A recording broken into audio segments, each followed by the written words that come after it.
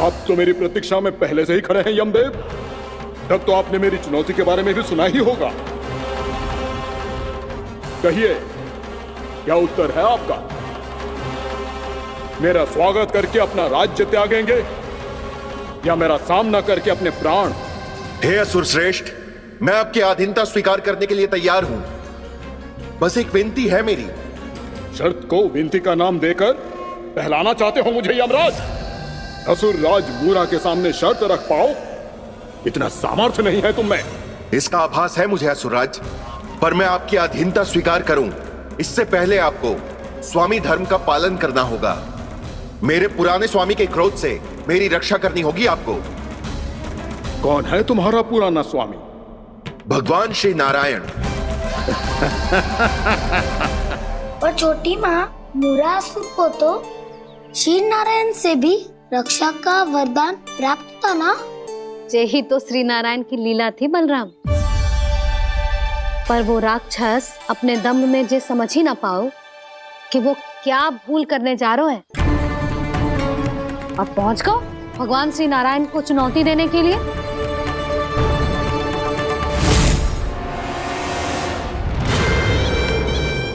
वहीं ठहर जाओ असुर राज मूरा।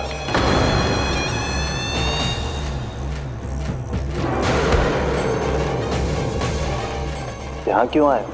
आपको पराजित करने और ये वैकुंठ जीतने, ताकि मैं यमलोक का स्वामी बन सकूं। फिर आओ, युद्ध भूमि में मेरा सामना करो।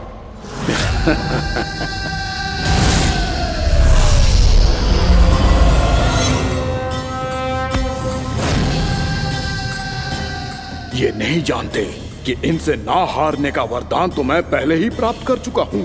इसलिए युद्ध ठीक से आरंभ हो पाए उससे पहले ही इन्हें जीत लूंगा मैं।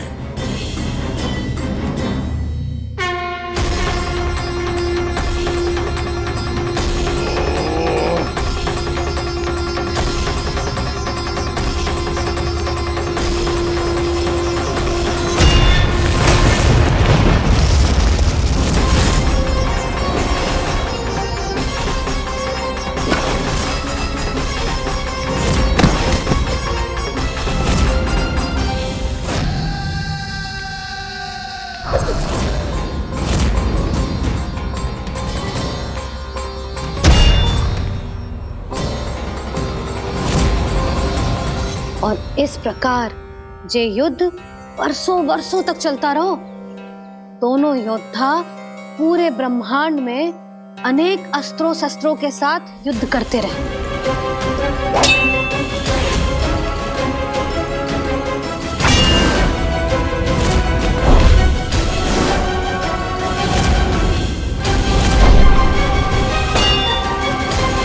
फिर क्या हुआ मैया?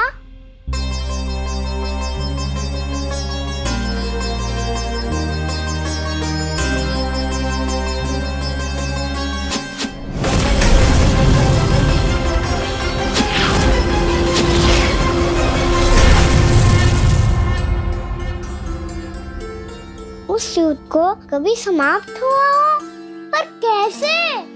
शीघ्र ही वो राक्षस थक गौ लल्ला।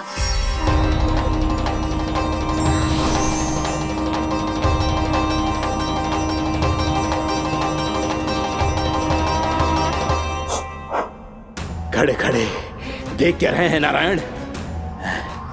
आक्रमण कीजिए, वध कर दीजिए मेरा।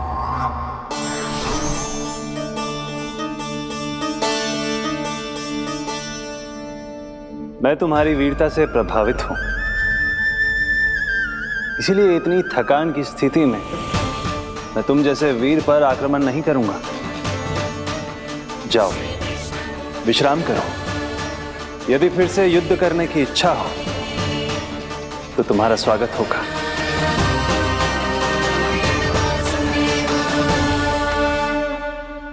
जे कह के श्री नारायण बद्रिका आश्रम चले गए और वहां हिमवत नाम की एक कंदरा में ध्यान लगा के बैठ गए। उधर वो राक्षस विश्राम करने लगो। अनेकों दिन बीत गए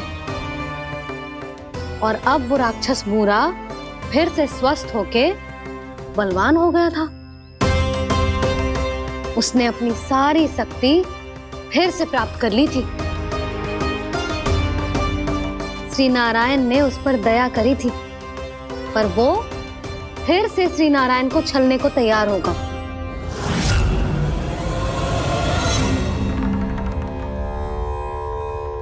ध्यान में बैठे बैठे श्री नारायण योग निद्रा में चले गए, पर दुष्ट मूरा इसी अवसर का लाभ उठा के उनकी कंदरा में घुस आयो, ताकि वो सोते हुए श्री नारायण पे आक्रमण कर सके।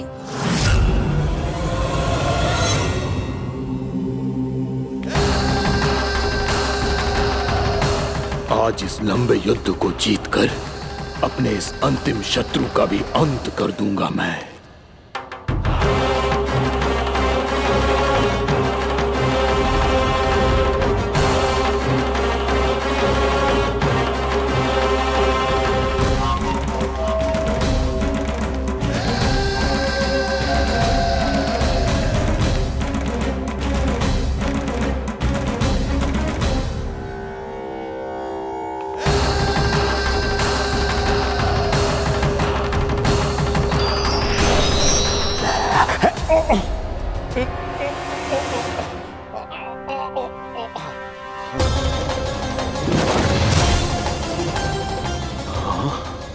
दुष्ट राक्षस,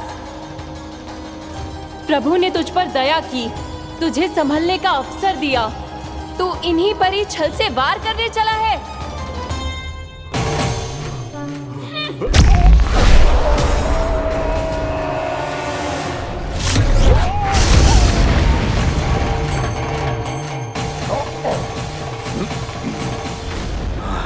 मैं अजय हूँ, मुझे कोई पराजित नहीं कर सकता। ब्रह्मा का वरदान है मुझे। तूने नारायण से अपराजय होने का वरदान मांगा था मूर्ख, उनकी शक्ति से नहीं। ध्यान से देख, मैं तेरी मृत्यु हूँ, मृत्यु।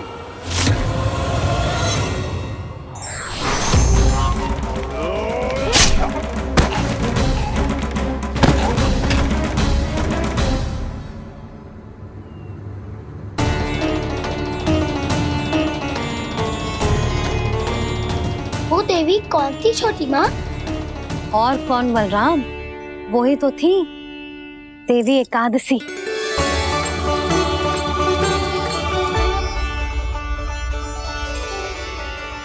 मुझे क्षमा कीजिए प्रभु, आपकी आज्ञा के बिना ही युद्ध करके आपके शत्रु को मृत्यु के घाट उतार दिया।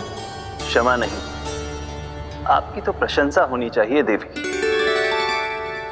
असुर राज को मारकर आपने सभी देवताओं को मुक्त करवाया है। इस पापी के अहंकार से तीनों लोकों की रक्षा की है आपने।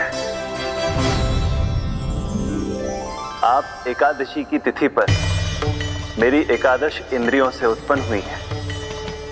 इसीलिए मेरे सभी भक्त आपको उत्पन्न एकादशी के नाम से जानेंगे। सभी तिथियों में आपका स्थान सर्वश्रेष्ठ होगा। जिस तरह आपने राक्षस के आक्रमण से मेरी रक्षा की है, उसी प्रकार एकादशी के दिन व्रत करके जो भी भक्त आपकी कथा सुनेगा, मैं स्वयं उसकी रक्षा करूंगा। जो आपकी पूजा करेगा उसे मेरी विशेष कृपा प्राप्त होगी, और उसके साथ साथ उसे मिलेगा धन, सिद्धि और मोक्ष।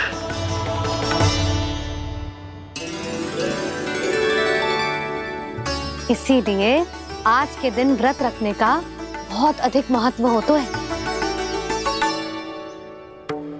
बोलो एकादशी मैया की जय। बोलो श्री नारायण भगवान की जय।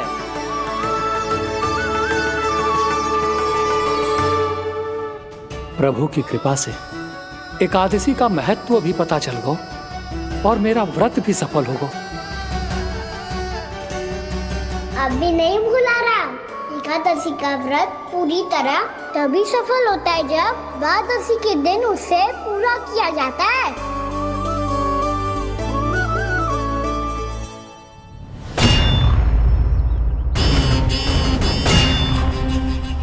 आवश्यक है आपको ये आभास होना कि उस विष्णु अवतार को पराजित करने के लिए आपके साधारण योद्धाओं में वो सामर्थ्य नहीं है। वो विष्णु अवतार कुछ अधिक ही असाधारण है।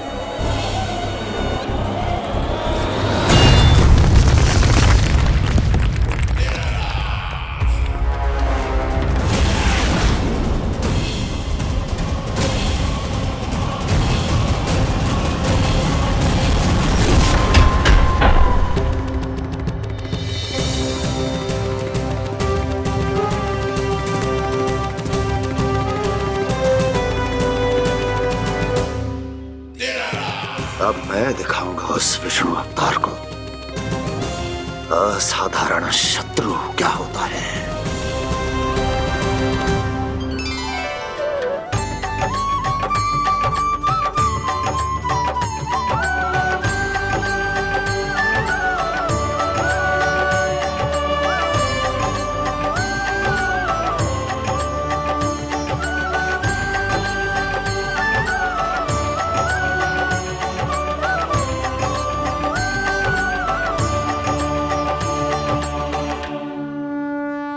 मामा अधीर हो रहे हैं, पर मैया ने मुझे अभी तक बाहर जाने की आज्ञा नहीं दी है।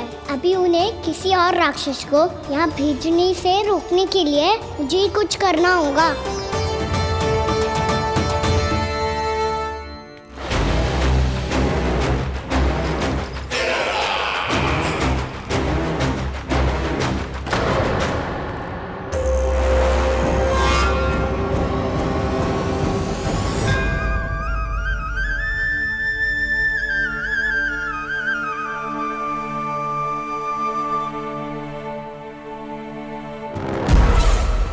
कौन हो तुम?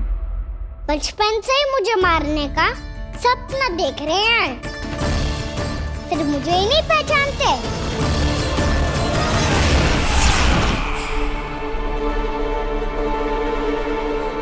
बचपन से विष्णु अवतार। कोई गाना बुलाता है तो कोई मुरलीधर पुकारता है, कोई माखन चोर कहता है, कोई कहता है चिच्चोर।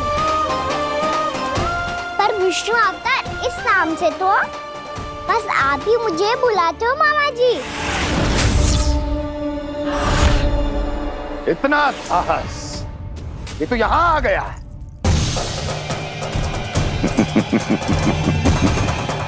यहाँ आ तो गया तू विष्णु अवतार, किंतु यहाँ से जीवित नहीं जाएगा। तेरे इस शीश को तेरे धड़ से अलग कर दूंगा मैं।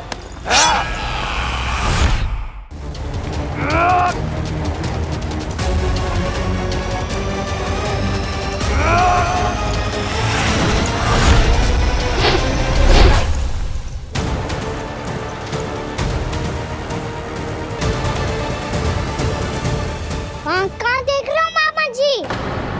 मैं तैयार हूँ।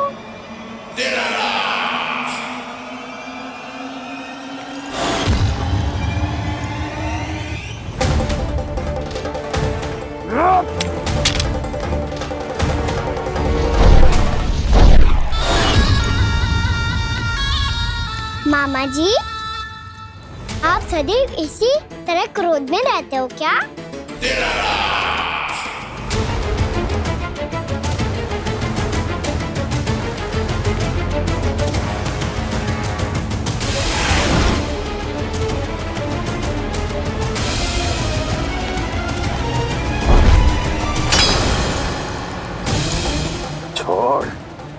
छोड़ मेरी तलवार को। छोड़ो तो तब जब पकड़ा हूँ।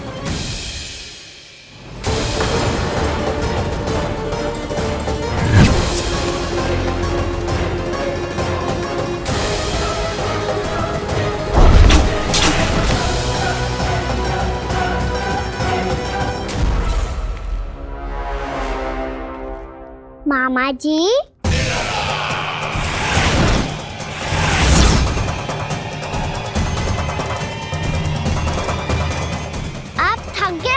थोड़ा विश्राम कर लो। पता नहीं, मैं अवश्य से थक गया हूँ।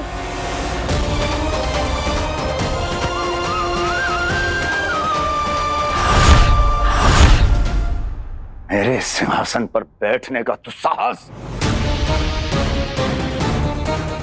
अभी तो बस अभ्यास कर रहा था मामा जी। भविष्य में मुझे तो बैठना है यहाँ। आपने बल प्रयोग करके से अपने पिताजी से छीना था। मैं आज से छीन लूंगा। जो छल और बल से लिया जाए वो अधिक समय तक टिकता नहीं है मामा जी।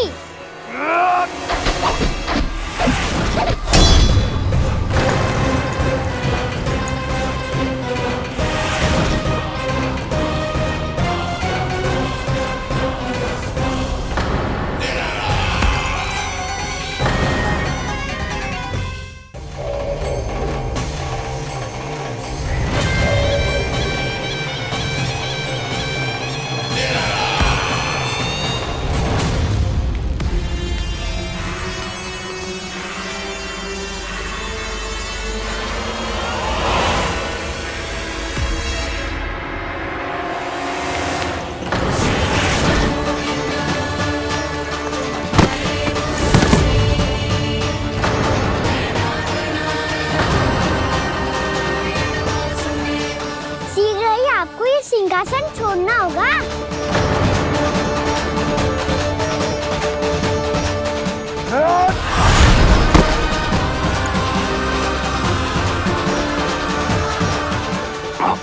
वो मेरा सिंहासन छीनना चाहता।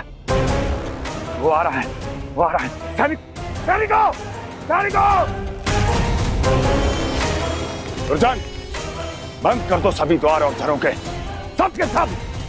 इसकी हर संभावना पर इतना कड़ा पहरा बिठा दो कि ना तो कोई महल के भीतर आ सके, ना कोई बाहर जा सके। मुझे महल की चप्पे चप्पे की सूचना चाहिए। जाओ।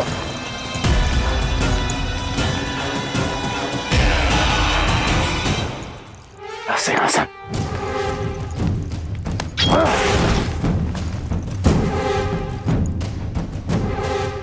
अब आ, दुष्ट मायावी, ए छलिया विष्णु अवतार, मैं कंस तेरी प्रतीक्षा कर रहा हूँ। देखता हूँ मेरे सिंहासन पर कैसे बैठता है तू। मुझे तो बस कुछ समय चाहिए था, वो मिल गया। अब करते रहिए आप प्रतीक्षा।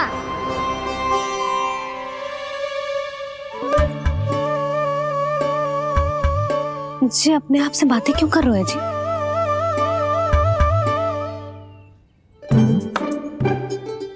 आप मुस्कुरा क्यों रहे हो?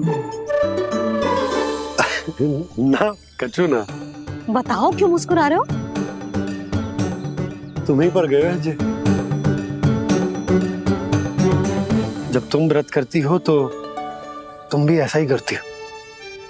इसी प्रकार भूख अधिक लगने पर अपना ध्यान भटकाने के लिए स्वयं से ही बड़बड़ाती रहती। होगा। आपको तो बस मेरा उपहास उड़ाने के लिए बहाना चाहिए।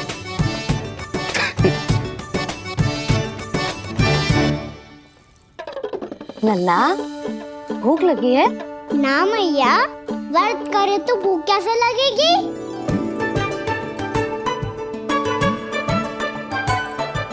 यदि लगी हो तो छोटे बालकों को थोड़ी बहुत भूल चूक क्षमा होती है। कछु ना तो फल तो तू खा ही सकते है। अब तो पूरे नियम और विधि विधान से व्रत तोड़ूंगा। कल द्वादशी के सुबह मुहूर्त के अनुसार। ठीक।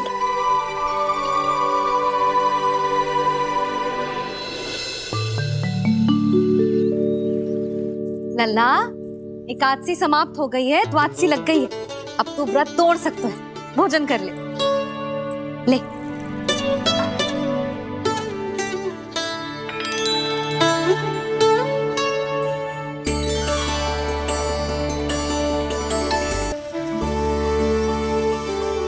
अरे, इसी क्षण कार्य आरंभ करना आवश्यक ना है। कुछ खा तो लो। ना, अभी बिल्कुल भूख ना है। और हाँ भगवान, तुम्हें चिंता करने की आवश्यकता नहीं है। आज मैं किसी को भी 2 शब्द कहने का अवसर नहीं दूंगा।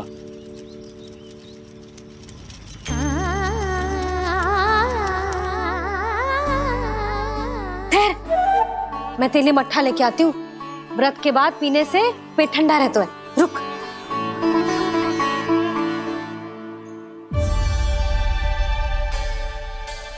भक्तों ने अभी तक व्रत नहीं तोड़ा है, मैं कैसे तोड़ लूं? भूख कहाँ से होगी? श्री हरि नाम से पेट तो भर लेते हो।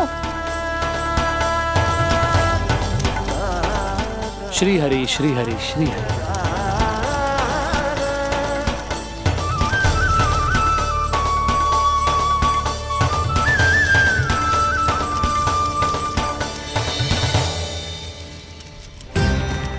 हरि हरि प्रभु हरि, हरि हरि प्रभु हरि, हरि हरि प्रभु हरि, हरि हरि प्रभु हरि। कल से अन्न का एक दाना ना गो है पेट में। अब क्या व्रत तुड़वाने भी आपके प्रभु ही आएंगे? अब क्या व्रत तुड़वाने भी आपके प्रभु ही आएंगे? मैया,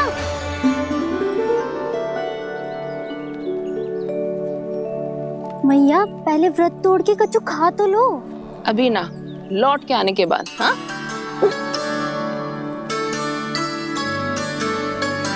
बलराम, ठहरो पुत्र, पहले कुछ खा लो। व्रत तोड़ना आवश्यक होता है। मैया ने एकादशी का महत्व बताया। लगता है मुझे सबको द्वादशी पर व्रत तोड़ने समाप्त करने का महत्व बताना होगा। हरि हरि हरि हरि हरि, मेरे हरि।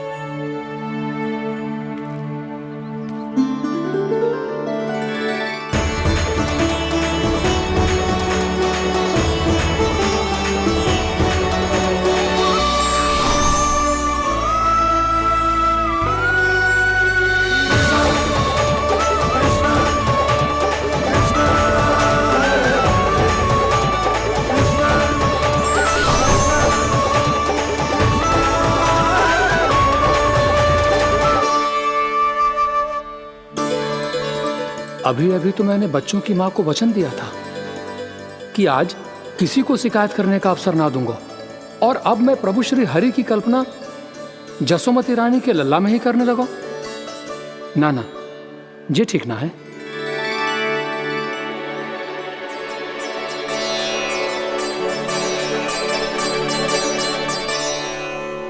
ठीक है तो है, बिल्कुल सही पहचाना है आपने। बड़े तो बड़े, अब तो बालक भी हमारा उपहास उड़ाने लगे। मैं आपका उपहास नहीं उड़ाने आया, मैं तो आपके एकादशी के व्रत को पूरा कराने आया हूँ।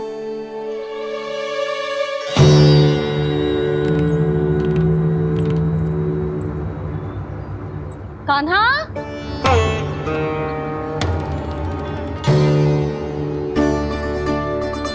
तो ये रे आपकी छड़ी और ये रे मेरी पीठ। सेक बिना ताकत तोड़। आज तो इसकी पीठ सेक के रहूंगी मैं। मैया घर पे भूखी मुझे ढूंढ रही होगी। लो, आज द्वादशी के दिन पहले प्रहर में भोजन करके अपना एकादशी का व्रत पूरा करो आप। धन्यवाद राजकुमार, पर अभी हमें भूख नहीं है। बहुत सारा काम पड़ा है, और अभी थोड़ी ही देर में शंकरी बहन भी अपनी मटकी लेने आती होंगी।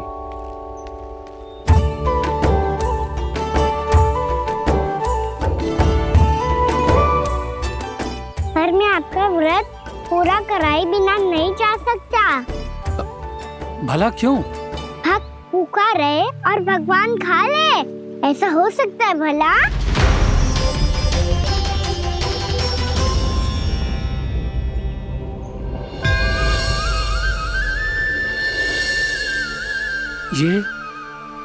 ये कैसा भ्रम हो रहा है मुझे लगता है अपना काम करना चाहिए।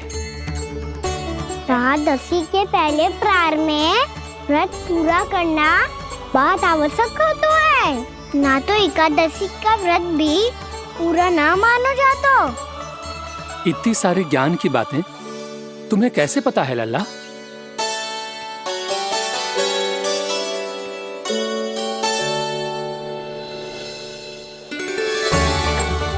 जैसे एकादशी की कथा होती है, वैसे द्वादशी की महिमा भी एक बहुत महत्वपूर्ण कथा है।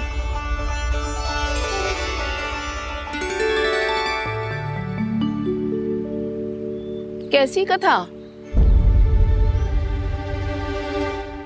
बिल्कुल सही समय पे आई हो आप, क्योंकि आपको ये कथा आपको अवश्य सुननी चाहिए।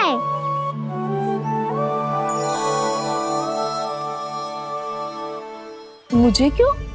पहले सुन तो लियो, फिर स्वयं ही पता चल जाएगा। बहुत समय पहले एक राजा हुआ करते थे, राजा अम्बरीश।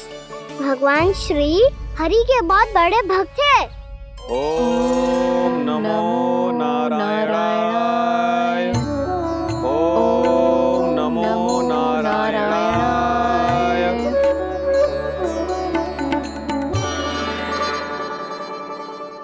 नेक पुण्य के काम करते थे वो। अपनी पत्नी के साथ हरि का नाम जपते रहते थे। उन्होंने 12 माह एकादशी का व्रत करो निर्जल पास किया, और जब उनकी 12वीं एकादशी का व्रत द्वादशी के दिन तोड़ने का समय हुआ, तभी महर्षि दुर्वासा अपने 100 शिष्यों के साथ उनके महल में पधारे। प्रणाम स्वीकार करें महर्षि। आप जैसे महान ऋषि मेरे राज्यसभा में आए, वो भी ऐसे अवसर पर जब मैं और मेरी पत्नी निरंतर 12 एकादशियों के बाद अंतिम एकादशी का व्रत तोड़ेंगे। इससे बड़े सौभाग्य की क्या बात हो सकती है हमारे लिए? आज आपके साथ साथ मेरा और मेरे शिष्यों का एकादशी व्रत भी पूरा होगा। संभव है प्रभु की इच्छा यही हो कि हम सब अपना व्रत एक साथ तोड़ें। ये तो अत्यधिक प्रसन्नता की बात है महर्षि।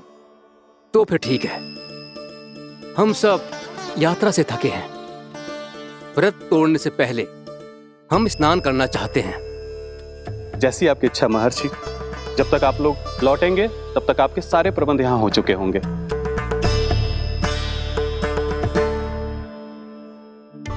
महर्षि दुर्वासा स्नान करने गए थे, पर उन्हें लौटने में विलंब हो रहा था, और इधर द्वादशी पर व्रत पूरा करने का मुहूर्त बीता जा रहा था। महाराज अम्बरीश बड़ी विरगता के साथ महर्षि दुर्वासा के लौटने की प्रतीक्षा कर रहे थे। महाराज, व्रत तोड़ने का मुहूर्त बीता जा रहा है, बस कुछ ही समय बचा है। महर्षि और उनके शिष्यों को लौटने में न जाने कितना समय लग जाएगा। मेरा सुझाव है कि आप मुहूर्त समाप्त होने से पहले व्रत अवश्य तोड़ लें। गुरुदेव, हमने महर्षि दुर्वासा को वचन दिया है कि जब तक वो लौटेंगे नहीं तब तक हम व्रत नहीं तोड़ेंगे। इसीलिए मैं उनके लौटने के बाद ही भोजन ग्रहण करूंगा। पर महाराज, मुहूर्त यदि बीत गया और समय रहते हुए नहीं आए तो महाराज आपका व्रत पूरा नहीं होगा। महाराज, आपको उसका फल नहीं मिलेगा। महाराज, 12 एकादशियों का व्रत व्यर्थ चला जाएगा। किंतु गुरुदेव, यदि मैंने भोजन कर लिया तो ये तो अतिथियों का अपमान होगा। आप उचित कह रहे हैं महाराज। भोजन के लिए उनकी प्रतीक्षा अवश्य कीजिए महाराज, पर मुहूर्त रहते हुए एक तुलसी का पत्ता और जल ग्रहण कर लीजिए। इससे आपका व्रत भी पूरा हो जाएगा और अतिथि का मान भी रह जाएगा। आपका सुझाव अच्छा है गुरुदेव।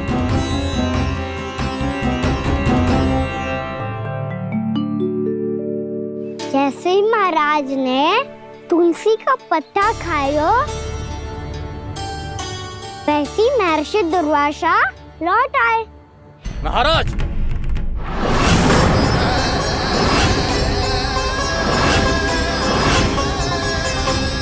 महाराज को उपास तोड़ते देखते बहुत क्रोधित हो गए।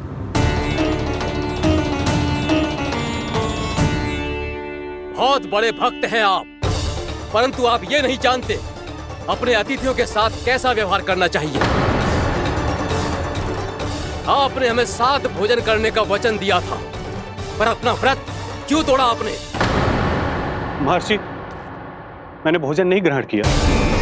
कहीं मुहूर्त न निकल जाए, इस कारण मैंने एक तुलसी का पत्ता ग्रहण कर लिया।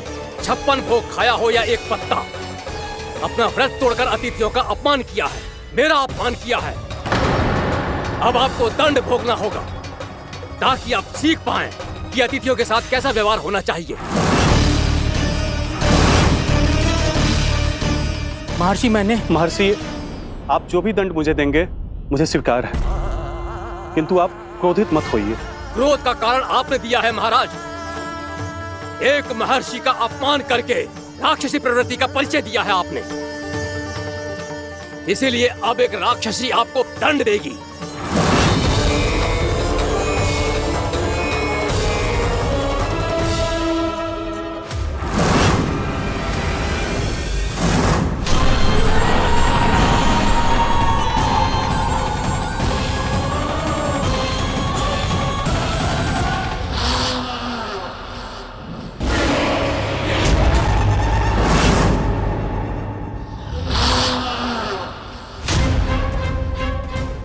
हे प्रभु, यदि मैंने सच में महर्षि का अपमान करने की भूल की हो तो मैं उसका परिणाम भोगने के लिए प्रस्तुत हूं।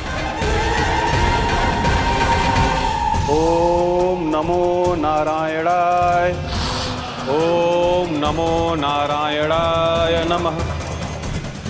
महर्षि दुर्वासा को यह आभास ही नहीं था कि महाराज अम्बरीश ने उनका अपमान नहीं किया था, फिर भी उसे अपमान मान के वो श्री नारायण के भक्त पे संदेह कर रहे थे। मैंने भी तो भोला राम की भक्ति पे संदेह किया था।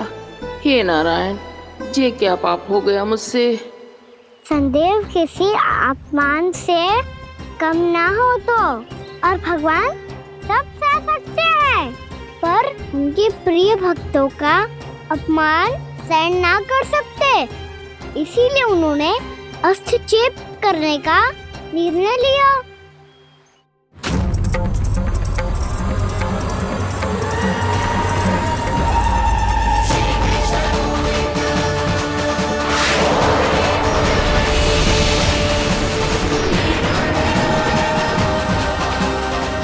ओम नमो नारायणाय।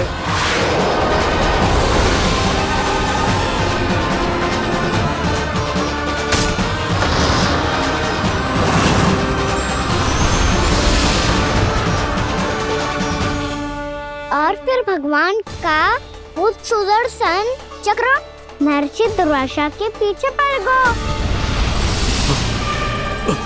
ये चक्र तो मेरी ओर बढ़ रहा है।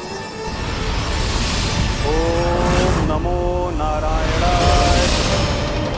ये कैसे संभव हो सकता है? कोई रोको इसे, कोई रोको इसे।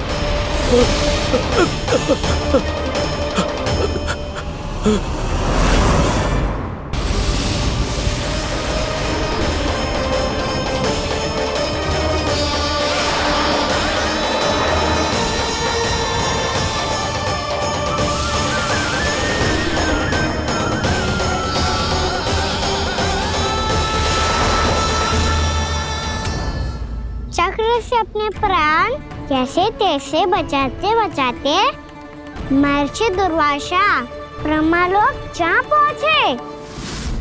ब्रह्मदेव, रक्षा कीजिए ब्रह्मदेव, सहायता कीजिए, मुझे बचाइए ब्रह्मदेव, रक्षा कीजिए। ये सुदर्शन चक्र मेरे प्राणों के पीछे पड़ गया है, मुझे बचाइए ब्रह्मदेव, मुझे बचाइए। महर्षि, मैं चाहकर भी आपकी सहायता नहीं कर सकता। ऐसी स्थिति में यदि कोई कुछ कर सकते हैं तो वो है सुदर्शन चक्र के स्वामी विष्णु, क्योंकि सृष्टि में केवल वही है जो इसे नियंत्रित कर सकते हैं।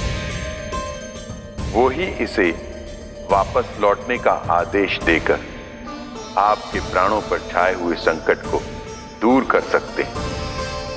किंतु हां, मैं सुदर्शन चक्र से इतना अवश्य कहूंगा कि जब तक आप विष्णु लोक में पहुंच नहीं जाते, वो आपको किसी भी प्रकार की हानि ना पहुंचाए।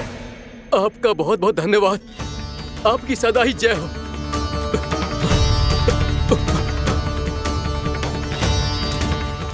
फिर क्या था? भागते भागते महर्षि दुर्वासा सीधे भगवान श्री हरि के शरण में बैकुंठ पहुंच गए।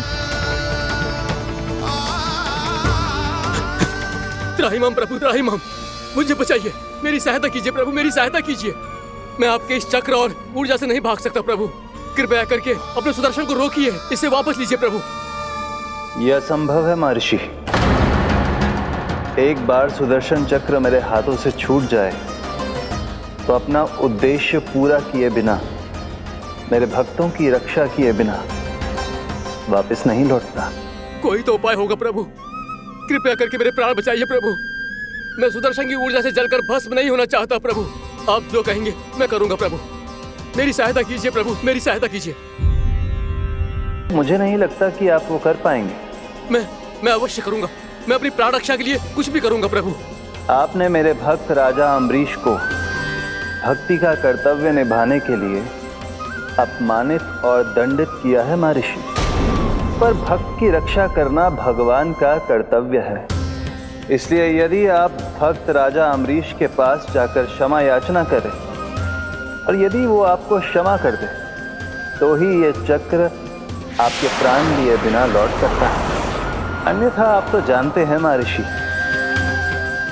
मेरे भक्त का अपमान मेरा अपमान। भक्त का अपमान भगवान के अपमान से कम ना हो तो है। महर्षि दुर्वासा को भी ये बात समझ आई और फिर उन्होंने महाराज अम्बरीश से क्षमा याचना की।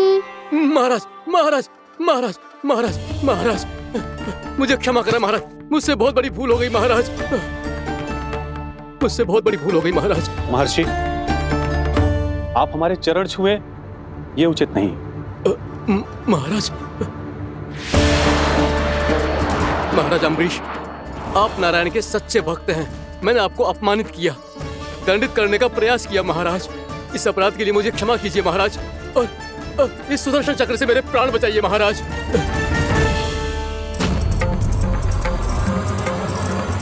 हे महान सुदर्शन, यदि महर्षि के लिए मेरे हृदय में अभी भी वही सम्मान और प्रेम हो जो इनके प्रथम आगमन पे था, तो कृपया आप अपने धाम वापस लौट जाइए।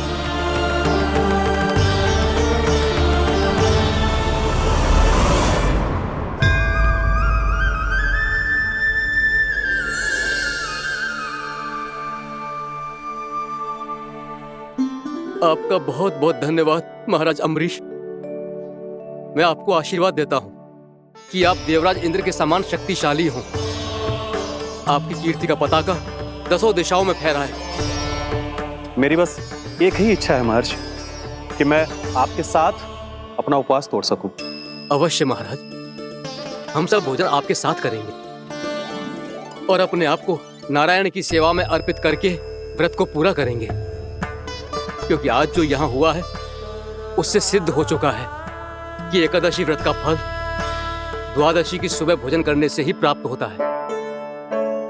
इस कथा से हमें पता चलता है कि सभी को द्वादशी के सुबह भर पेट भोजन करके एकादशी का व्रत पूरा करना चाहिए। और दूसरी बात, भगवान की सच्ची भक्ति अपमान कभी ना करना चाहिए। उनके साथ सदैव प्रेम से व्यवहार करना चाहिए। यही भगवान को सबसे अधिक प्रिय है। भैया भोलाराम, मैंने भी श्री हरि पे तुम्हारे विश्वास का उपहास उड़ाया था, मुझे क्षमा कर दो। ना ना, आप क्षमा मांगकर मुझे लज्जित मत करो, आप तो मेरी बहन जैसी हैं। जब महर्षि दुर्वासा जैसे महान ऋषि को भी प्रभु के भक्त से क्षमा मांगनी पड़ी, तो मैं तो बहुत ही तुच्छ हूँ। मुझे आपकी किसी भी बात का बुरा ना लगा। पर पता है प्रभु को कौन सी बात कब बुरा रखता है? कौन सी बात? जब उनका भक्त भूखा रहे, हमें भी अपना व्रत पूरा ना करे। और जैसा कि आप सभी ने अभी कथा से सीखा है, एकादशी के व्रत को द्वादशी की सुबह अवश्य पूरा करना चाहिए। अब आप जाओ, अपना व्रत पूरा करो।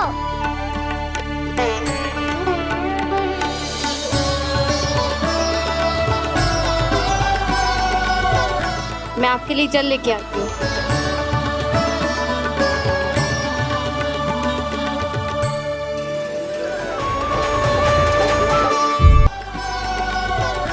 मैं आपके लिए जल लेके आती हूँ।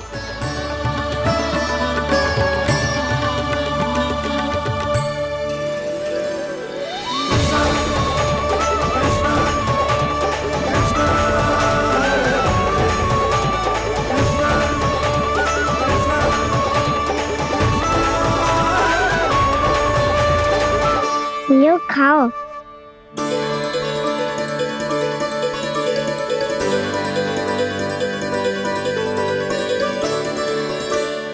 कान्हा,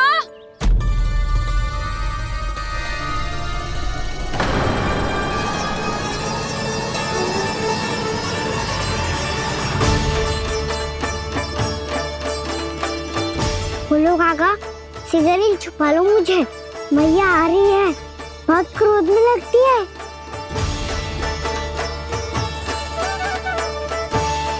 आज तो बहुत दंड मिलेगा। अभी क्षण भर पहले तो ये साक्षात भगवान के रूप में बात कर रहे थे, और अब अचानक ही ऐसे बालक बन गए जो मैया से दंड मिलने के भय से व्याकुल हैं। बोला काका, किस सोच में पड़ गए? सिगरेट छुपा लो मुझे।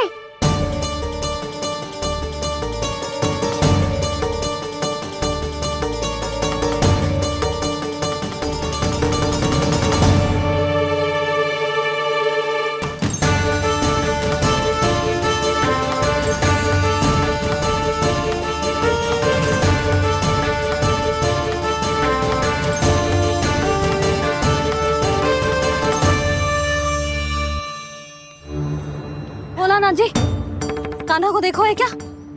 मैंने तो अपने प्रभु को देखा है। मैं अपने लल्ला को ढूंढ रही हूँ, उसे देखो है आपने? वही तो मैं भी कह रहा हूँ जसोदा रानी, मैंने सिर्फ और सिर्फ अपने प्रभु को देखा है। ये तो अब भी अपनी भक्ति में ही खोया हुआ है, इससे पूछ के कछु लाभ ना है, मुझे ही ढूंढना पड़ेगा।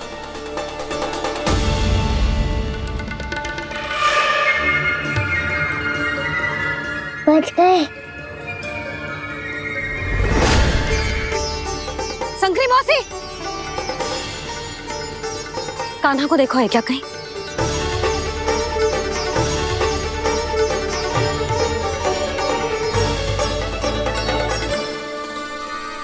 बोला काका, मुझे सिगरेट निकालो ना यहाँ से, मैया फिर से इधर ही आ रही है।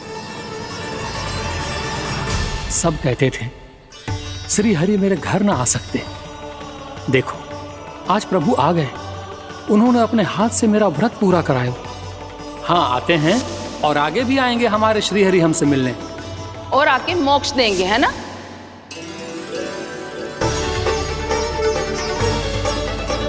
सिगरेट निकालो ना बोला काका, मैया आ रही है। मैं ना निकालूं? क्यों? मेरा अर्थ है मैं निकालूंगा, अवश्य निकालूंगा, पर तब तक नहीं निकालूंगा जब तक आप मेरी सारी बातें मान नहीं लेते हैं। कौन सी बात? प्रभु, मुझे मोक्ष प्रदान कर दीजिए प्रभु। तथास्तु। ना ना ना ना प्रभु, मेरे साथ साथ मेरे परिवार को भी मोक्ष दे दीजिए। तथास्तु।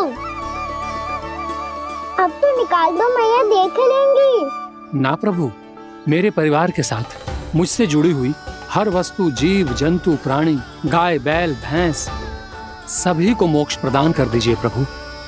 तथास्तु। प्रभु, आप सच में अद्भुत हैं। मैंने जो मांगा आपने बिना सोचे समझे सब प्रदान किया। मैं ही अपनी मांगे बढ़ाता रहा।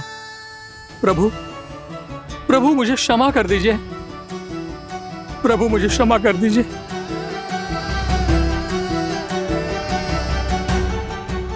आइए प्रभु।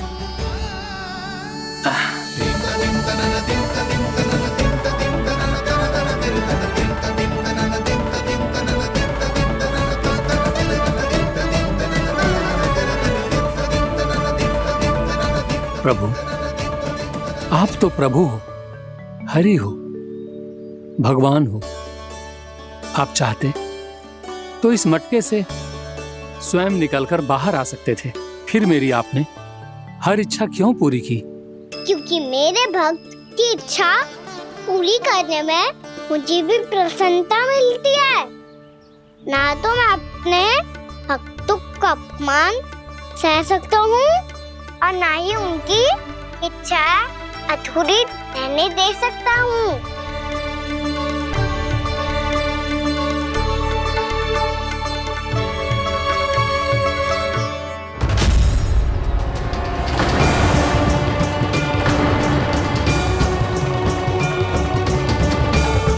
क्या कही थी तूने?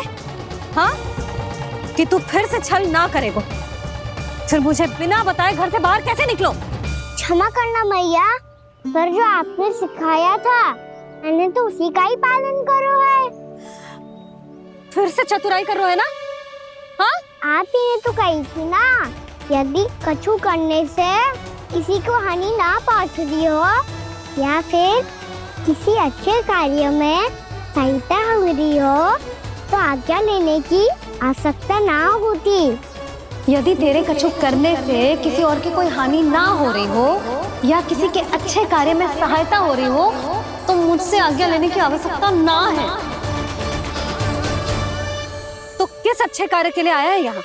द्वादशी के सुबह एकादशी का व्रत खोल के भोजन करा जाता है। ये बात ना तो भोला काका को पता थी, ना शंकरी मासी को और ना ही किसी और को। और तुझे पता थी? हाँ, मेरी मैया ने बहुत अच्छे से सिखाया है मुझे। जैसे कल तूने एकादशी कथा सुनाई थी ना, आज वैसे ही तेरे लल्ला ने सबको द्वादशी कथा सुनाई है। सच्ची यशोदा रानी जी, इसने तो हमारी आंखें ही खोल दी। और भाभी, सच तो ये है कि मुझे भी ना पता था कि ये इतना बड़ा ज्ञानी है और इतना अधिक समझदार।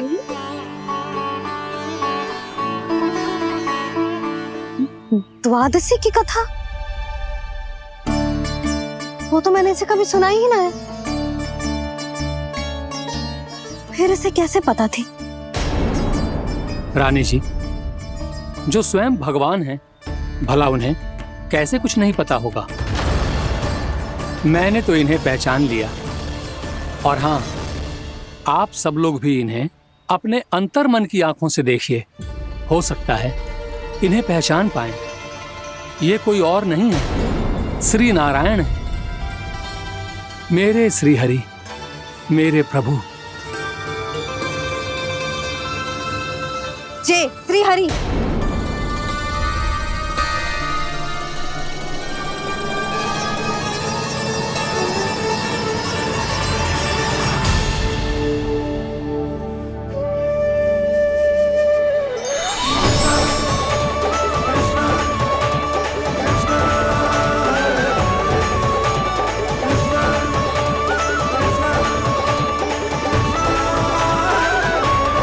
ये क्या कर दिया भोला?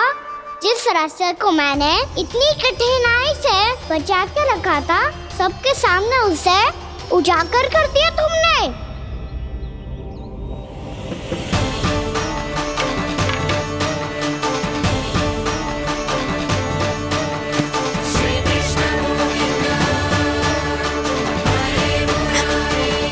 नारायण, नारायण, श्री नारायण।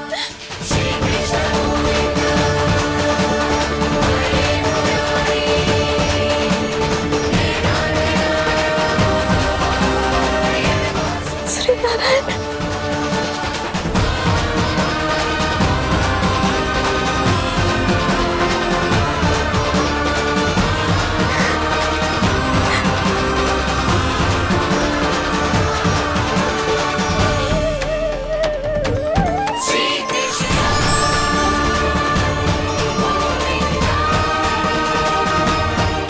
श्री नारायण प्रभु।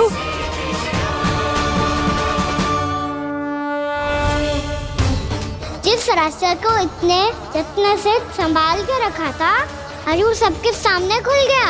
और तो और मेरा भेद मैया को भी पता चल गया। बाबा सब कहते रहे पर मैंने एक न मानी। सबने कही थी कि आप भगवान हैं, पर मैं मूर्ख आपको पहचान ही ना पाई। कितनी अभागी हूँ मैं।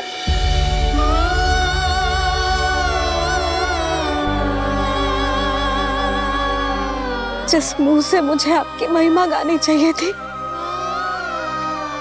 उसी मुंह से मैंने आपको डांटा है।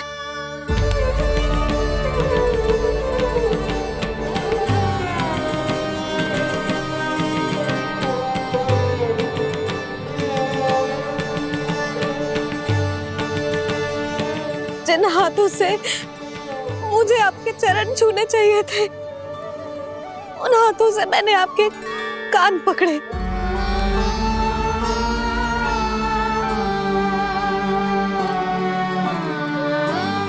मुझे तो आपकी सेवा करनी चाहिए थी प्रभु, और मैंने आपको दंड दियो,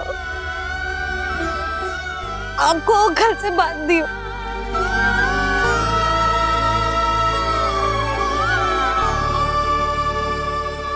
बावली हो गई थी प्रभु। अपने श्री नारायण को, अपने प्रभु को एक साधारण सा बालक समझ लियो मैंने। मैं आपके लिए भगवान नहीं हूँ मैया, साधारण बालक ही हूँ, बस आपका लल्ला। बुद्धि भ्रष्ट हो गई थी, भूल पर भूल करती चली गई। आज भी आपके पीछे पीछे छड़ी लेकर दौड़े चले आए।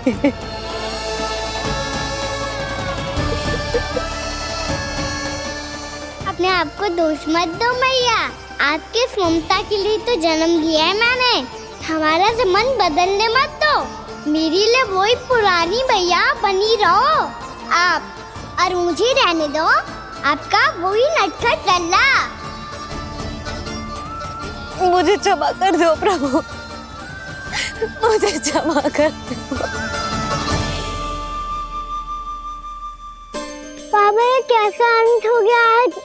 मैया तो मुझे भगवान मानने लगी, पर मैं इसे स्वीकार नहीं कर सकता।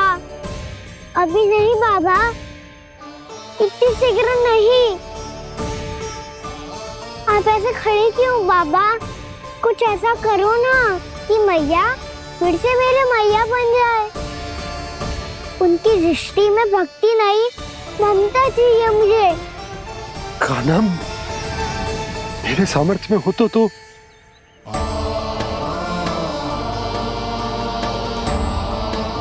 दाऊ, आप तो बड़े भाई हो, अपने छोटे भाई की सहायता करो ना, जिससे मैया सब कुछ भूल जाए।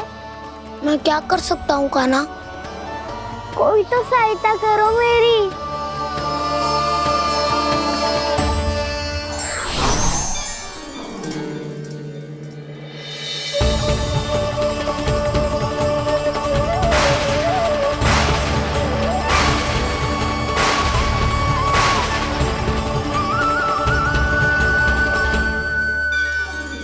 अपने आप को संभालिए प्रभु।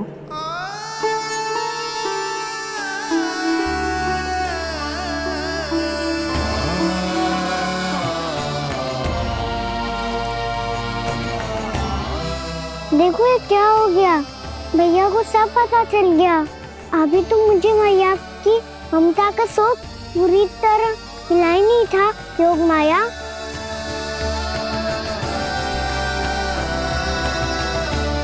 मेरी सहायता करो ना। कितनी अद्भुत है ममता की शक्ति। भगवान को भी एक साधारण बालक बना देती है। बालक की बना रहना चाहता हूँ मैं, नहीं चाहता दिव्य होना, नहीं चाहता भगवान बनना। बस मैया की गोद में रहकर ममता की रस से सेम को भी घनो चाहता हूँ। इनकी डांट फटकार का सुख पाना चाहता हूँ। कुछ भी करे योग माया, पर इन सबको भुला दो मेरा सत्य।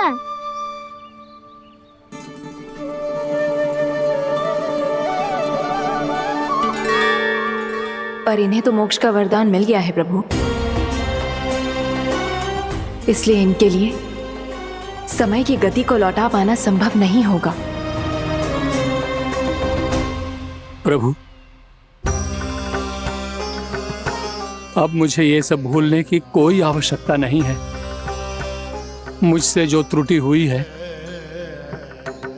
अब वो दोबारा कभी नहीं होगी, और आज के बाद आपका ये सत्य मैं किसी को नहीं बताऊंगा प्रभु, क्योंकि मुझे पता चल गया है कि आपका यशोमती मैया के लल्ला बने रहना कितना आवश्यक है।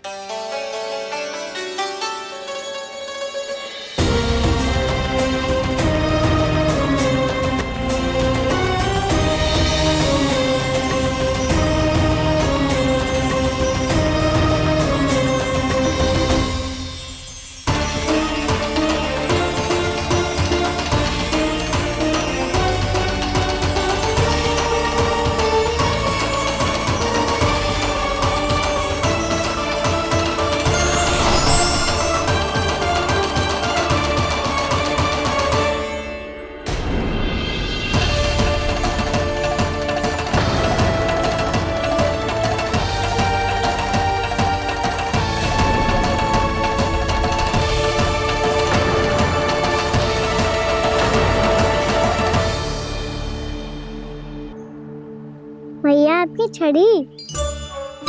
पहले चुपके से भाग जातो है, फिर स्वयं ही छड़ी भी पकड़ा रोए हैं? नटखट कहीं का। हंसी आ रही है? अरे किस बात पे इतनी हंसी आ रही है रे? हाँ?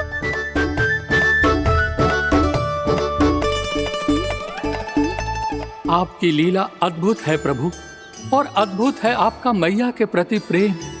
हंसी ना है मैया, ये तो प्रसन्नता है, अपने मैया से मिल जाने की प्रसन्नता। अच्छा, ढूंढ मैं तुझे रही हूँ और तू कह रहे हो कि मैं मिल गई तुझे। तू घर चल लल्ला, अच्छे से पिटाई करूंगी तेरी।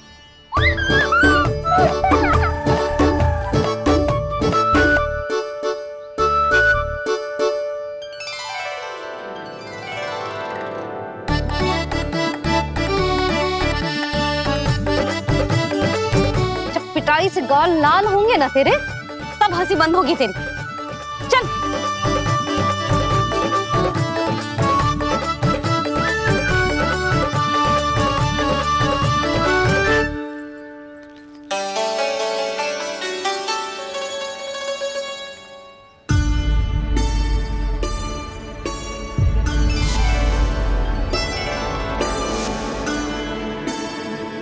लगता है भैया की और चतन स्मृति वापस आ रही है।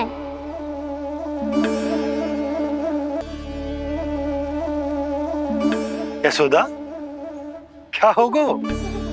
ना कछु ना। आपको बताऊंगी तो और हंसेंगे मुझ पे। बोल दो, मैं उपास ना उड़ाऊं, सच्ची।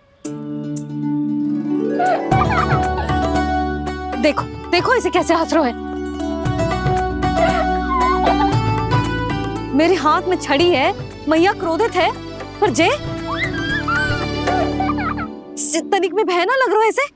हाँ, हंसे जा रहा है।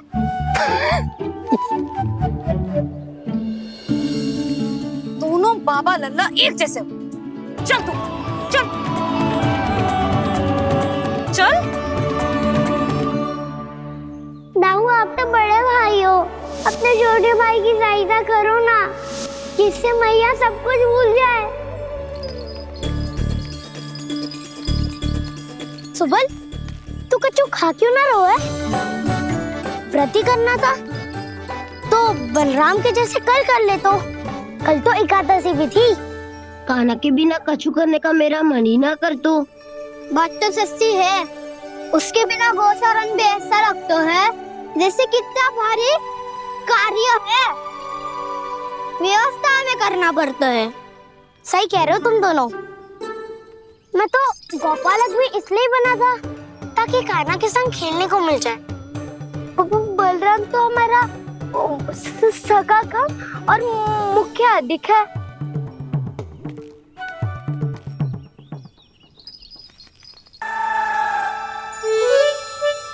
बिना कछु बताए भाग गओ।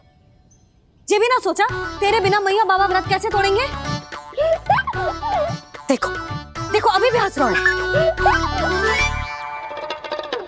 क्या होगा वैसे? रुक प्रसाद लेके आती हूँ। क्षमा कर दो मैया, पर जैसा आपके लिए मैं हूँ वैसे ही मेरे लिए मेरा भक्त, इसीलिए भोला राम का व्रत तोड़वाने जाना आवश्यक था।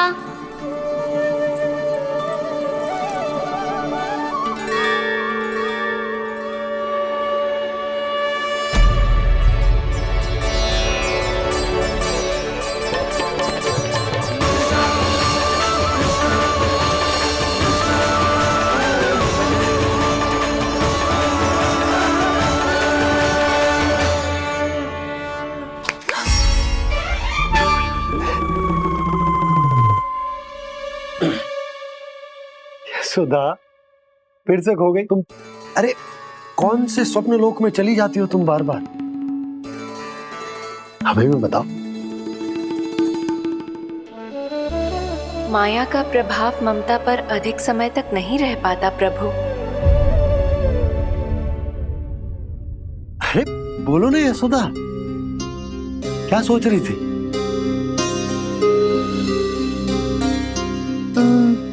मैंने ना श्री नारायण को देखो है। हाँ तो वो तो मैं भी देख रहा हूँ, यही तो है हमारे सामने। ये वाले ना तो मैंने साक्षात श्री नारायण को देखो है, वो भी अपने कान्हा के भीतर देखो।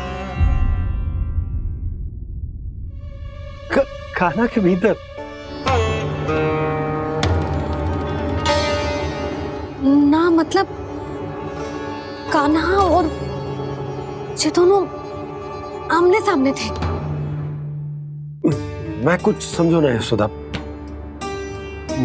नारायण और कान्हा दोनों आमने सामने थे? ना, मेरे कहने का अर्थ है कि कान्हा और श्री नारायण एक दूसरे के आगे पीछे थे। अच्छा, तो मतलब श्री नारायण आगे थे और कान्हा पीछे था। पर अगर कान्हा पीछे था तो तुमने कैसे देखो? ओहो, कान्हा आगे था, श्री नारायण पीछे थे।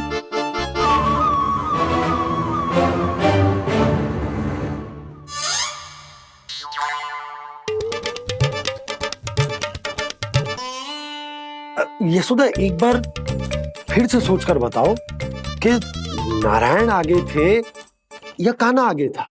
ठीक से याद करो। बहुत बता तो रही हूँ जी, थोड़ी धुंधली धुंधली सी स्मृति है। बाबा, इससे पहले कि उनके संदेह की अग्नि स्मृति की वायु पाकर और भड़क जाए, कुछ भी करो पर बुझाओ इसे। स्वप्न देखो है तुमने? हाँ, संभव है स्वप्न ही था। पर यदि स्वप्न था तो सुबह सुबह उठते ही उसकी स्मृति क्यों ना आई? अब क्यों आ रही है उसकी स्मृति? और वो भी तब से जब से मैं भोला राम के यहाँ से कान्हा को लेके आई हूँ। और जब मैं गई थी तो छड़ी मेरे हाथ में थी, पर फिर कान्हा ने मुझे छड़ी दी और मैं बैठी हुई थी। इस बीच कछु तो हुआ है। भैया की अचेतन स्मृति वापस आ रही है। अब मुझे ही कुछ करना होगा। मुझे लगता है जी, जब मैं वहाँ गई ना, भैया व्रत पूरा करने का सुबह मुहूर्त निकल जाएगा और अब तो भूख भी बहुत तीव्र लग रही है। हे नारायण, मैं तो भूल ही गई कि लल्ला भी तो कल से भूखा है।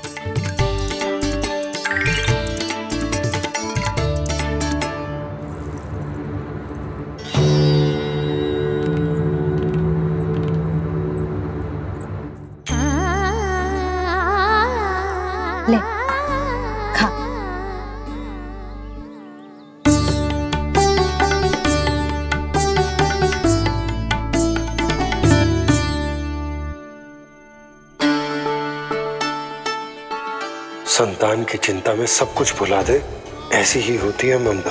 और कान्हा को अच्छे से पता है कि इसको लाभ कैसे उठाना है। हाँ बाबा, लाभ ना, मैं तो मैया की ममता का आनंद उठाना चाहता हूँ, जितना संभव है उससे भी अधिक।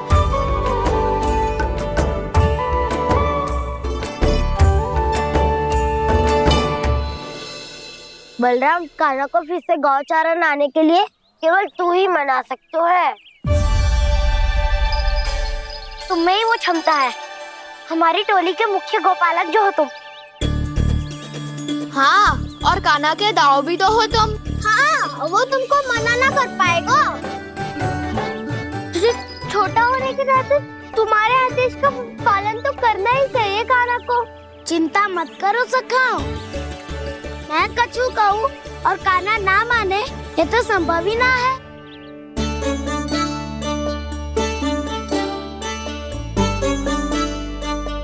आज जो हुआ ना जाने और कितने समय तक मेरा सत्य आपसे छिपा रह पाएगा, इसीलिए आपसे अधिक से अधिक समय मैं आपके साथ ही बिताऊंगा। मैंने कह दिया तो समझ लो, पत्थर पे रेखा खिंच गई। कल से कान्हा हम सबके साथ अवश्य आएगा। अपना सारा समय हमारे साथ बिताएगा वो।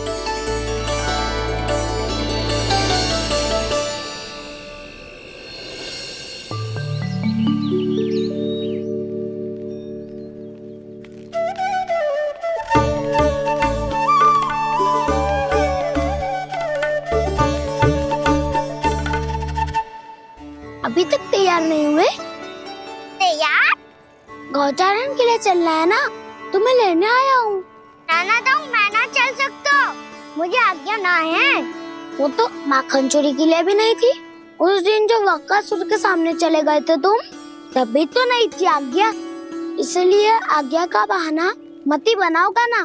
बहाना नहीं दाऊ, मैं तो सच्ची कह रहा हूँ। मैया को फिर से दुखी ना कर सकते हो। और हम सबको दुखी कर सकते हो तुम। आज मैं तुम्हारी एक ना सुनूंगा कान्हा। घर पे रहते हुए कितने सप्ताह हो गए तुम्हें? तुम गोपालक हो कान्हा, गोपालन करना तुम्हारा दायित्व है।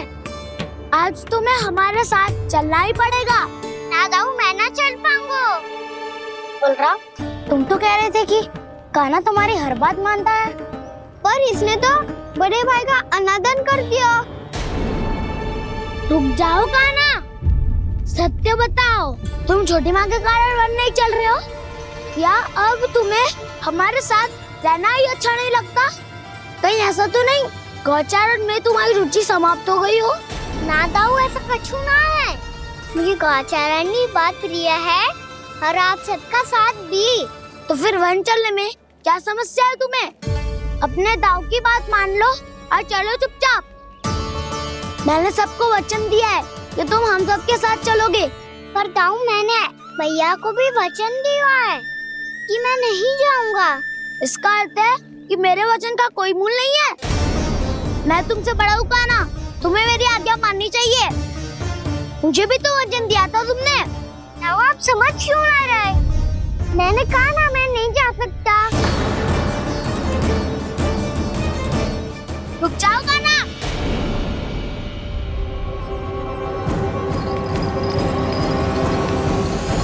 ऐसे कैसे नहीं आ सकते? मैंने बल्कि हम सब ने तुम्हारी हर शरारत में तुम्हारा साथ दिया है, चाहे माखन चोरी हो या गौचारण। और अब तुम अपने दाऊ को ही पीठ दिखा के जा रहे हो। दाऊ, मैं आपका बहुत सम्मान करता हूँ, पर मैंने कहा ना, मैं नहीं जा सकता। मुझे मेरी मैया के साथ ही रहना है। तो फिर तुम्हारे लिए मैं यही महत्वपूर्ण है। दाऊ नहीं, सखा नहीं, गयाऊ भी नहीं।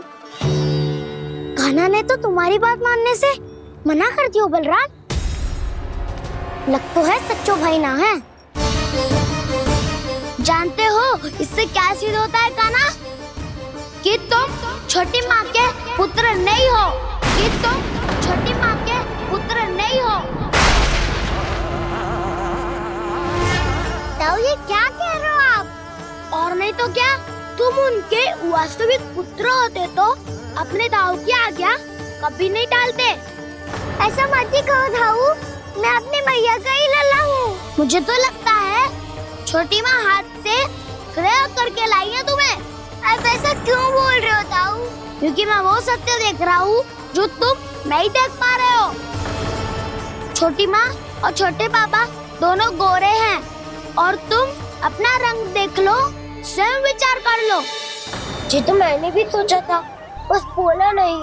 हाँ तो क्या हुआ, मेरी त्वचा का रंग अलग है, मैं उन्हीं का ही लल्ला हूँ। बस धूप में तुम सबके साथ इतना खेला हूँ कि मेरी त्वचा का रंग बदल को है। बड़बोली बात मत ही कर काना, स्वयं को बचाने के लिए हम पर दोष लगा रहे हो। सत्य तो ये है कि तेरी त्वचा सदैव से ऐसी थी काना। लग तो है ये कि बलन सही कह रहा है। इसका अर्थ है कि सस्ते में नन काकार ये सदा टाके इसके हाथ से ग्रैब करके आए हैं। बालक हाथ में थोड़ी ना मिलता है। हमारे घर में जो बछड़ा है उसको तो मेरे बाबा हाथ से ही लाए थे, पर मुझे हाथ से कोई ना लायो है। मैं अपनी मैया का ही लल्ला हूँ, यशोमती मैया का नंदलाला ही हूँ मैं। तुम्हें वन चलना है तो चलो या फिर मत चलो, और छोटी माँ और छोटे बाबा का लल्ला होने का स्वांग करने की कोई आवश्यकता नहीं है।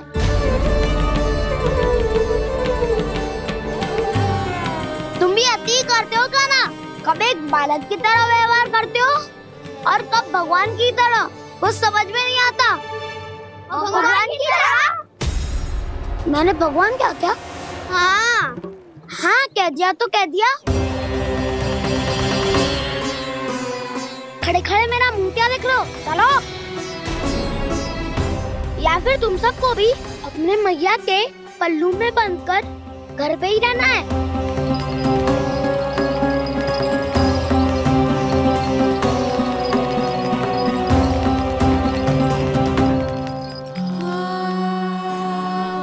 जानते हो इससे क्या सिद्ध होता है काना?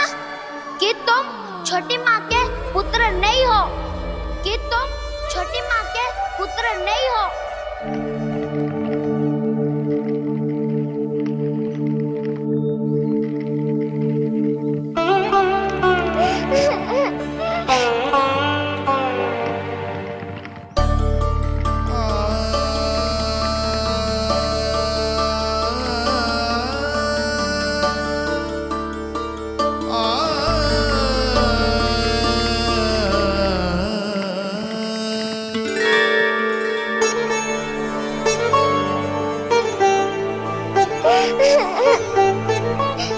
क्या हो गो लल्ला, रो क्यों रहा?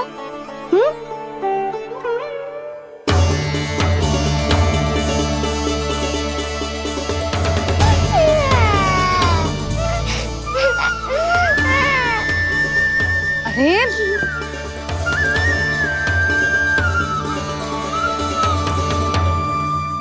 मैया को ना बताए को लल्ला, क्या हुआ? हाँ लल्ला,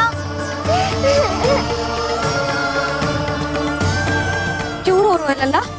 बता, किसी ने कछु कही है क्या? क्या होगा लल्ला? मैं आपका लल्ला ना हूँ।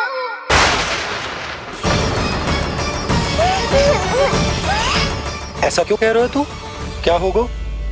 आपका भी लल्ला ना हूँ मैं।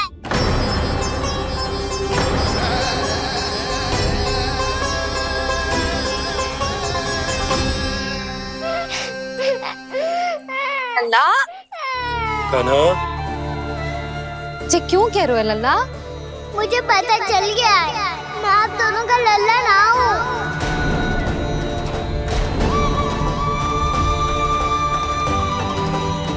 कुछ भी उल्टा सीधा बोल रहे हो, तू मेरा ही लल्ला है ना। आप मुझे हाथ से गिरा करके लाई हो।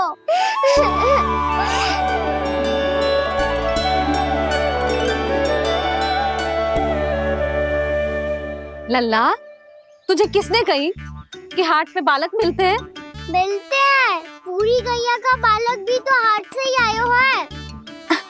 अच्छा, क्षण भर के लिए मान लिया कि हाट में बालक मिलते हैं, पर तुझे कैसे पता चला कि तुझे हाट से ही लेके आए हैं? मेरा रंग देखो और फिर अपना हाथ देखो। मैं रात के अंधेरा जैसा हूँ और आप दिल की उजाली जैसी।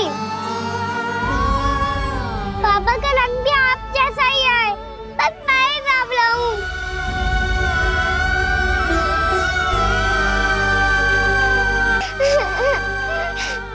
उससे क्या अंतर पड़ता है लल्ला? पर तो मैं तभी तो दाऊ अन्य सभी सखाओ ने ऐसा कहा। इस बात पर ध्यान मत ही दे। माँ की ममता और बाबा का स्नेह, इसका कोई रंग ना हो तो है लल्ला। तो फिर आप ही बताओ, भैया क्यों गोरी और मैं क्यों काला? हाट से आया क्रय होके, सुन हो गए कृष्ण धीर। मैया गोरी बाबा गोरे। लल्ला मैं क्यों तू चल मेरे साथ, अभी सिद्ध हो जाएगा कि तू मेरा ही लल्ला है। चल।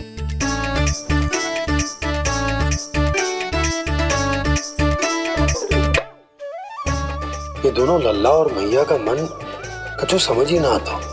कछु ना कछु उटपटांग करते ही रहते हैं दोनों।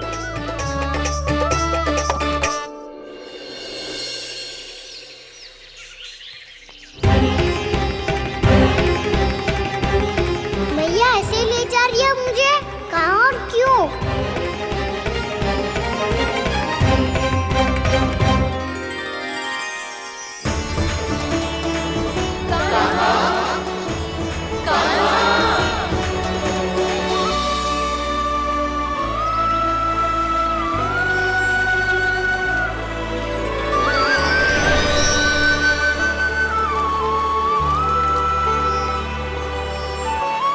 खाना आए हैं, कितने दिनों के बाद खाना आए हैं।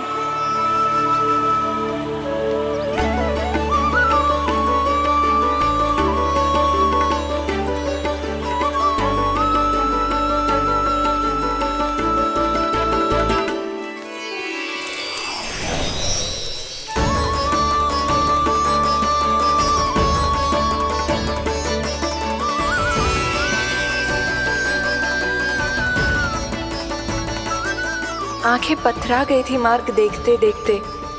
आज बहुत दिनों के बाद आपके दर्शन करके मेरे वन का और मेरे मन का कोना कोना जैसे खिल उठा हो।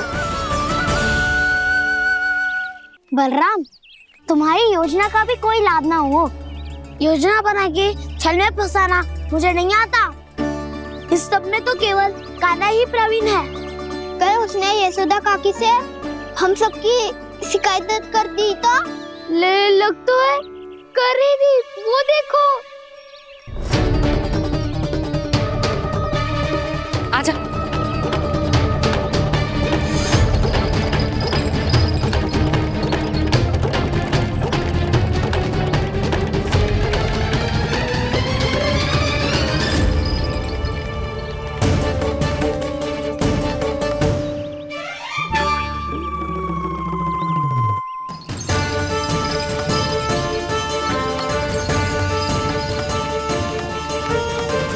बलराम,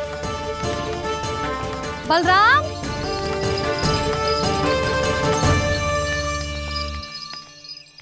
ये बसंती कहाँ है?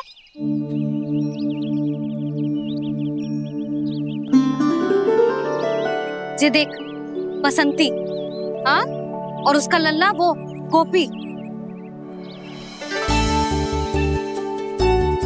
उन दोनों की त्वचा का रंग एक सा है?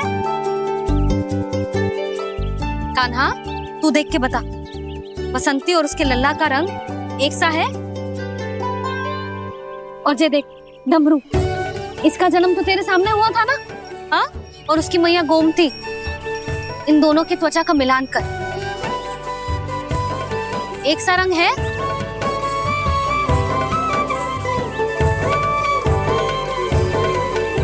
सब के सब गोपालक सामने आओ।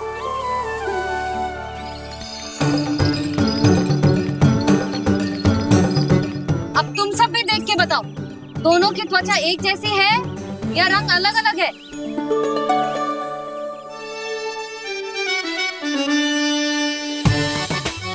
अलग अलग है। श्रीदामा, तेरी गैया जे देख सुबह, उन दोनों का रंग एक सा है कि अलग अलग?